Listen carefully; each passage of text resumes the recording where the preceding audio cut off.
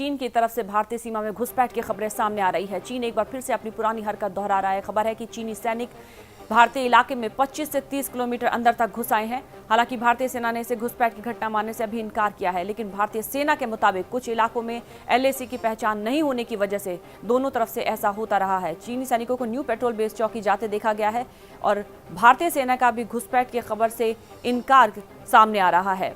भारतीय सीमा में चीनी सैनिकों की घुसपैठ की खबर सामने आ रही है।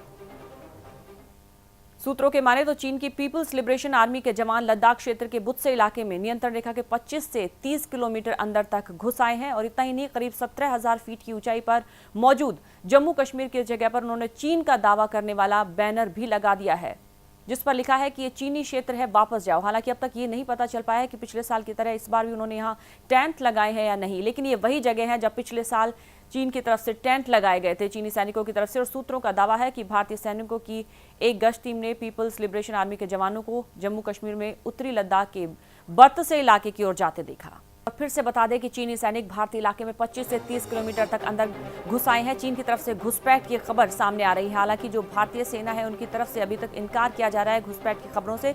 लद्दाख के बर्तसे इलाके में इन चीनी सैनिकों को जाते देखा गया है और चीन के दावे का बैनर लगाने की भी खबर है कि ये क्षेत्र चीन के अंतर्गत आता है, लेकिन अभी तक ये इस बात का दावा नहीं किया गया है कि पिछले साल की तरह इस साल भी क्या टेंट इस इलाके में लगाए गए हैं।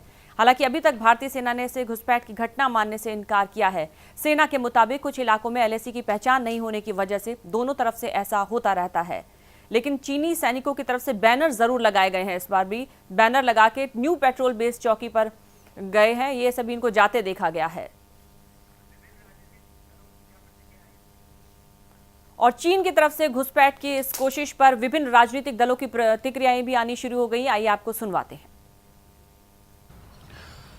देखिए, बहुत ही दुर्भाग्यपूर्ण बात है कि चीन की जो फौज है वो भारत की सरहद में 25 किलोमीटर तक घुसपैठ करे बैठी है उत्तरी लद्दाख में, और ये सरकार की तरफ से स्पष्टीकरण दिया जा रहा है कि ये घुसपैठ नहीं है, वो अपनी परसेप्शन लाइन तक आए हैं।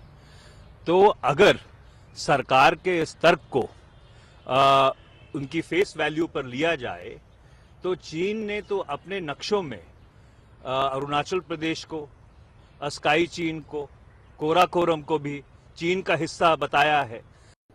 भारत चीन संबंधों के बीच में कॉन्फिडेंस बिल्डिंग मेजर्स जो है, सहयोग बहाली के लिए जो तमाम काम किए गए हैं, उनमें अभी बहुत परिपक्वता लाना बाकी है।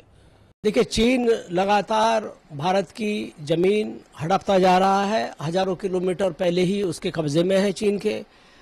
अभी जो देश के प्रधानमंत्री हैं, इन्होंने लोकसभा के चुनाव के अवसर पर भी कहा था कि हम चीन के कब्जे में जो भारत की जमीन है उसको वापस लेंगे। तो अब भारत की सरकार तय करे